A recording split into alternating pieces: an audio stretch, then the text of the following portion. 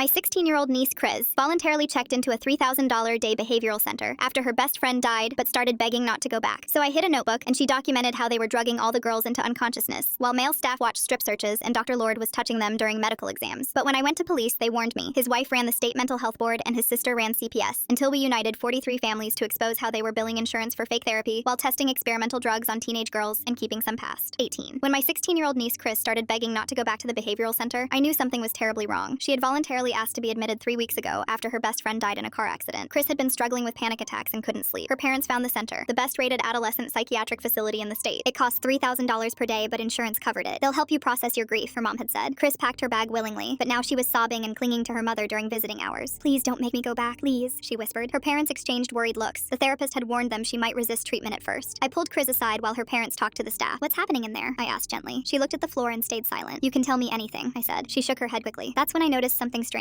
Chris used to wear tank tops and shorts all the time. Now she was in long sleeves and pants despite the summer heat. When she reached for her water bottle, her sleeve pulled up. I saw bruises on her wrist. "Chris, who did this?" I asked. She yanked her sleeve down. "Nobody. I have to go back now." She walked away before I could ask more questions. That night, I couldn't stop thinking about those bruises. I called Chris's mom, my sister. "Something's wrong at that place," I said. She sighed heavily. "The director said Chris is manipulating us. It's part of her illness, apparently. She needs to complete the program." I wanted to scream. This wasn't manipulation. This was fear. Real fear. I decided to do some research on the center. Their website showed smiling teens doing art therapy and yoga. The reviews were perfect. 5 stars across the board. But when I dug deeper into state records, I found something odd. They had never been inspected. Not once in 5 years of operation. The next week, I visited Chris again. This time, I came prepared. I slipped her a tiny notebook and pen. "Write down everything that happens," I whispered. "Hide this." She looked terrified, but took it. When she came back out for the next visit, she secretly handed me the notebook. I read it in my car and felt sick. They were forcing all the girls to strip naked for safety searches twice a day. Male staff watched. If anyone refused, they got injected with something that made them sleep for days. Girls who complained were put in solitary confinement. They called it the quiet room, but it was a concrete cell with no windows. Chris had written about the medications too. Every girl got the same pills regardless of their diagnosis. The pills made them feel like zombies. They couldn't think clearly or stay awake. One girl named Jessica tried to refuse her pills. They held her down and injected her instead. She hadn't spoken since. Chris drew a map showing cameras everywhere except the treatment rooms, where the worst things happened. She wrote about Dr. Lord touching girls during medical exams that weren't medical at all. She wrote about girls screaming in the quiet room for hours while staff ignored them. I took the notebook to the police that same day. The officer looked uncomfortable when I mentioned the behavior center. "These are serious accusations," he said slowly, "but teen psychiatric patients often make false claims. It's part of their illness." I showed him Chris's bruises in the photos I'd taken. "She probably did that to herself," he said. That's when I learned the truth. Dr. Lord's wife was the director of the state mental health board. She approved all psychiatric facilities. Her sister was the head of the Child Protective Services. Her brother-in-law was the district attorney who would prosecute any cases. I felt trapped, but I couldn't give up. I started connecting with other families. I found June's aunt, whose niece had aged out at 18, and immediately filed a report that went nowhere. I found Ben's grandmother, who pulled him out early and got sued by the behavioral center for the remaining treatment costs. They all had stories, they all had proof, but nobody would listen. I created a private Facebook group and we started sharing evidence. Photos of bruises, recordings of threats, medical records showing dangerous substance combinations. We had 12 families with documented abuse. I tried talking to journalists, but they wouldn't touch the story. The behavior center spent millions on advertising with every major outlet. I contacted the insurance companies thinking they'd care about fraud, but the center had people there too. They were billing for therapy while drugging kids unconscious. They were charging for individual counseling that never happened. One mother discovered they'd billed her insurance for 24 hours of therapy in a single day, but every complaint got buried. Every investigation got dropped. That's when something unexpected happened. Chris managed to smuggle out a recording. What was on it changed everything. The recording was hidden inside a teddy bear Chris had kept from childhood. She'd torn open the seam and tucked the tiny device inside before sewing it back up. When I played it in my car, my hands shook. Dr. Lord's voice came through clearly. He was talking to another staff member about a girl who'd reported abuse to her parents. "We need to increase her dosage," he said. "Make sure she can't form coherent thoughts for the next few visits. Tell the parents she's having a psychotic episode." The other voice asked about cameras. Dr. Lord laughed. "The treatment rooms don't have any for a reason. What happens there stays there." Then came the part that made me pull over. They discussed Jessica specifically, how she'd fought back during an exam, how they'd sedated her so heavily she might have permanent damage, how they'd altered her medical records to show she'd been violent and required restraint. I made copies immediately. One on my phone, one on a USB drive, one uploaded to a secure cloud server. This was evidence of conspiracy, medical fraud, and abuse. Surely someone would have to listen now. I drove straight to the police station. A different officer took my report this time. He seemed genuinely concerned until I mentioned the behavioral center. His whole demeanor changed. "You need to be careful," he said quietly. "These are serious accusations against respected medical professionals." I played him the recording. He took notes, but his face stayed neutral. When it finished, he stood up. "I'll file this report. Someone will be in touch." But I knew that look. I'd seen it before. Nothing would happen. That night, my phone rang at 2 a.m. No caller ID. When I answered, there was just breathing. Then a man's voice, not one I recognized. "Stop digging or your niece will never come home." I called my sister immediately. She was groggy and confused. "What are you talking about? Who called you?" I explained about the recording and the threat. She got quiet, then angry, but not at them, at me. "You're making things worse," she said. "The director called us today. She said you've been harassing staff and making false accusations. She said Chris is getting worse because of your interference." I couldn't believe what I was hearing. "Did you not hear what I just said? They threatened her. Maybe you misunderstood. Maybe it was a wrong number. You're so paranoid about this place." The next morning, I found my car tires slashed. All 4 of them. No cameras. cameras in my apartment complex parking lot, of course. The mechanic said it looked deliberate, clean cuts. I called the other parents in our Facebook group. 2 of them had gotten similar calls. One had their home broken into while they were at work. Nothing stolen, but everything moved slightly. A message. We decided to meet in person. 12 families gathered in a church basement. Everyone brought their evidence. Photos, recordings, medical records. The pattern was clear. Every child who resisted got drugged into compliance. Every parent who complained got threatened or sued. Ben's grandmother spoke up. They sued me for $180,000 in remaining treatment costs when I pulled him out. My lawyer said I'd lose. The contract we signed was ironclad. I had to take out a second mortgage. June's aunt nodded. They threatened to have me arrested for custodial interference. Said I was endangering June by removing her from necessary treatment. A father I hadn't met before showed us his daughter's journal. She'd hidden it in her pillowcase. The entries described being locked in the quiet room for asking to call home, being forced to take pills that made her feel like she was drowning, being told her parents had abandoned her. We strategized for hours. The police wouldn't help. The media wouldn't listen. The state agencies were compromised. We needed another way. That's when Benny's mom suggested something. She worked at the insurance company that covered most of our kids' treatment. Not in a position of power, but she had access to billing records. I could pull the data, she said quietly. Show the fraud. Insurance fraud is federal, different jurisdiction. It was risky. She could lose her job, maybe face charges herself, but she'd seen what they did to her son. The bruises, the dead look in his eyes. She was willing to risk it. We agreed to be careful. No more phone calls or emails about this. In-person meetings only. Different locations each time. We were parents fighting a system designed to silence us. I visited Chris again that week. She looked worse, thinner. Her hands shook constantly. When I hugged her, she barely responded. The bear is gone, she whispered. They found it. My heart sank, but she grabbed my hand under the table, pressed something into it, a tiny piece of paper. I didn't look until I was in my car. It was an address, nothing else. I drove there that evening. It was a rundown apartment complex on the other side of town. I'm really curious about this timing. Chris asks to go in for help with grief, then 3 weeks later she's desperate to leave. That's quite a shift for someone who went willingly. Apartment 3B. I knocked, not knowing what to expect. A young woman answered, early 20s, thin, nervous. She looked at me for a long moment before speaking. You're Chris's aunt, she said. It wasn't a question. I nodded. I'm Jessica's sister. The Jessica in your niece's notes. She let me in. The apartment was sparse but clean. She made tea while I sat on a worn couch. Jessica can't talk anymore, she said. Whatever they gave her caused permanent damage. She's living with me now, but she needs constant care. She showed me photos. Jessica before, bright-eyed, smiling. Jessica after, vacant stare, hands that wouldn't stop moving. I've been documenting everything, she continued. Medical records, videos of her condition, the bills that keep coming even though she's been out for months. She had boxes of evidence, more than any of us had collected. She'd been building a case for a year. Why haven't you done anything with this? I asked. Her laugh was bitter. You think I haven't tried? I went to everyone. They either didn't believe me or were too scared to help. Dr. Lord's connections run deep. She pulled out a folder. Inside were photos that made me gasp. Girls with bruises and patterns, injection sites infected from overuse. One girl's arm was so swollen it looked deformed. These are from a nurse who quit, she said. She took them before leaving. She's too scared to come forward, but she gave them to me. We talked for hours. She knew things we didn't, which staff members were the worst, which substances they used off-label, how they kept 2 sets of books, one for inspectors who never came, one real. As I left, she grabbed my arm. Be careful. They've been watching me. They'll be watching you too. Driving home, I kept checking my mirrors. Every car behind me seemed suspicious. When I got to my apartment, my door was slightly open. I called 911 from my car. The police found my apartment ransacked. My computer was gone. My files scattered, but they'd missed the USB drive hidden in my tampon box. The officer taking the report seemed sympathetic until I mentioned why I thought this happened. Then came the familiar look, the subtle step back, the careful neutral tone. We'll investigate, he said. But without evidence of who did this, I knew how that sentence ended. Nothing would happen. Again. My sister called while the police were still there. The director wants to meet with us tomorrow. All of us. She says there have been misunderstandings she wants to clear up. I wanted to scream at her. Our kids were being tortured and she wanted to have a meeting, but I agreed. Maybe facing them directly would reveal something. That night I stayed at a hotel. I couldn't sleep. Every noise made me jump. I kept thinking about Chris in that place. About Jessica who couldn't speak anymore. About all the girls whose families didn't know or didn't believe. The recording was our only real evidence. But I'd played it for the police and nothing happened. We needed another way. A bigger platform. Someone who couldn't be bought or threatened. I thought about Benny's mom at the insurance company. About the federal fraud angle. It was our best shot, but we'd need more than billing records. We'd need to show the human cost. The next morning, I met with 5 other parents before the meeting with the director. We agreed to record everything. Different devices, different angles. If she said anything incriminating, we'd have it. The behavioral center looked like a resort from the outside. Manicured lawns, cheerful paint, playground equipment that I'd never seen any child use. The reception area had soft music and nature photos, all designed to reassure parents they were leaving their children somewhere safe. Dr. Lord was in the meeting. He smiled at me like we were old friends. My skin crawled. The director, a polished woman in her 50s, spoke in soothing tones about miscommunications and the challenges of treating troubled teens. She showed us charts about success rates and testimonials from grateful families. When I brought up the bruises, she had an answer. Self-harm was common in their population. When I mentioned the recording, she looked confused. What recording? I must be mistaken. Dr. Lord spoke about the importance of completing treatment, how interrupting the process could cause permanent psychological damage, how some parents, in their desperation, saw abuse where there was only necessary medical intervention. My sister nodded along. The other parents looked uncertain. The presentation was slick, professional, almost believable if you didn't know what I knew. Then the director said something that changed everything. She mentioned that they were expanding, opening 2 new facilities in neighboring states. They'd received major funding from a private investor group. She said it proudly, like it was good news. More children they could help, she said. More families they could serve. I thought about Jessica, about the quiet room, about girls being drugged into silence, and now they were going to do it to more kids. After the meeting, Dr. Lord approached me in the parking lot. My sister had already driven away, convinced I was overreacting. Your niece is a sweet girl, he said. It would be a shame if her treatment had to become more intensive. I recorded every word on my phone. The threat was clear even if the words were careful. She's made such progress, he continued. continued. With just a few more months, she could have a full recovery. But stress from outside interference could cause a serious setback. I wanted to hit him. Instead, I smiled. I just want what's best for her. He patted my shoulder. His hand was cold even through my shirt. I'm glad we understand each other. As he walked away, I saw him typing on his phone. Within minutes, my phone buzzed. A text from an unknown number. Just 2 words. Smart choice. But I hadn't made any choice. Not yet. That afternoon, I met with Jessica's sister again. She'd found something new. A former employee willing to talk. A therapist who'd quit after 2 weeks because she couldn't stand what she saw. The therapist, Victoria, met us at a coffee shop 2 towns over. She was nervous, constantly watching the door. She'd signed an NDA when she quit, but she said some things were more important than legal threats. She told us about her first day, how she'd been assigned to do intake evaluations, how every single girl, regardless of their actual issues, got the same diagnosis codes, the ones that guaranteed maximum insurance coverage. She told us about the medication room, dozens of girls lined up twice a day, same pills for everyone, no individual assessment, no monitoring for side effects, just compliance or consequences. She'd tried to report it internally. The director had smiled and said she must be misunderstanding their innovative treatment approach. The next day, Victoria found her car vandalized in the staff lot. The message was clear. I have photos, she said quietly, of the medication logs. They show the real doses, not what's in the official records. She slid a flash drive across the table. I'm leaving town tomorrow. I can't be part of this anymore, but those girls need someone to fight for them. As we left the coffee shop, I noticed a car following us. Black sedan, tinted windows. It stayed 3 cars back but took every turn we did. Jessica's sister noticed too. This is what they do, she said. They want us to know they're watching. We drove to a busy mall and lost them in the parking garage, but the message was received. They knew we were still fighting. That night, the Facebook group exploded. 3 families had been contacted by lawyers. The behavioral center was threatening to sue for defamation. The letters were identical, just names changed. Submit to cease and desist or face legal action. Some families were scared. They had other kids to think about, jobs to protect. They couldn't afford a legal battle with an organization that had unlimited resources. But others were angry. The threats just proved we were right. Why sue if there was nothing to hide? We decided to be smarter. No more Facebook, no more digital trails. We'd meet in person, share information physically, like resistance fighters in occupied territory, because that's what this felt like, a war, and our children were prisoners. The next visiting day, I could barely recognize Chris. She'd lost more weight. Her eyes were unfocused. When she tried to speak, her words slurred. What are they giving you? I asked. She shook her head slowly. Different now. Stronger. Can't think right. I held her hands. They were ice cold. We're going to get you out. I promise. She tried to smile. They said you stopped. Said you gave up. Never. I told her. Never. A staff member appeared. Visiting time is over. As they led Chris away, she looked back, mouthed something I couldn't understand. The staff member's hand on her arm looked more like a grip than a guide. I sat in my car afterwards, shaking with rage. They were destroying her. Destroying all of them. And everyone who could stop it was either bought, threatened, or indifferent. But we had evidence now. The recording, the photos, the medication logs, the insurance fraud data Benny's mom was gathering. We just needed someone with power who would listen. That's when I remembered something. The investor group the director mentioned. Private funding for expansion. That meant someone was profiting from this beyond just the insurance fraud. I started researching. Corporate records, investment filings, property deeds. Following the money trail that led from the behavioral center to shell companies to an investment firm based 3 states away. The deeper I dug, the clearer it became. This wasn't just about one facility. It was a business model. Buy distressed properties, convert them to behavioral centers, bill insurance at maximum rates while providing minimum care. Wow, the sister has been collecting evidence for a whole year? How did she stay so organized through all that pain? The way she sorted everything into boxes shows incredible strength. The profit margins were staggering. And Dr. Lord wasn't just a doctor. He was a partner, part owner. Every drugged child, every insurance claim, every desperate family put money in his pocket. I printed everything, filled binders with evidence, financial records showing millions in profit, photos of abused children, testimonies from families, the recording that started it all. We were building a case, not for local police or state agencies, for someone bigger, someone who couldn't be bought by a small town network of corruption. But first, we had to keep our kids alive, because the retaliation was escalating. Benny's mom found a tracking device on her car. June's aunt's employer got anonymous calls claiming she was unstable. My own job was suddenly restructuring, and my position might be eliminated. They were trying to break us, make us too scared or too desperate to continue, but they'd miscalculated. They'd hurt our children, and parents protecting their children don't break easily. The war was just beginning. I spent the following morning organizing our evidence into categories. Financial fraud in one binder, medical abuse in another, testimonies in a third. The recording stayed on multiple devices, backed up in places they'd never think to look. Benny's mom called around noon. She'd pulled the insurance data overnight, working from home to avoid suspicion. The numbers were staggering. The behavioral center had billed her company alone for over $12 million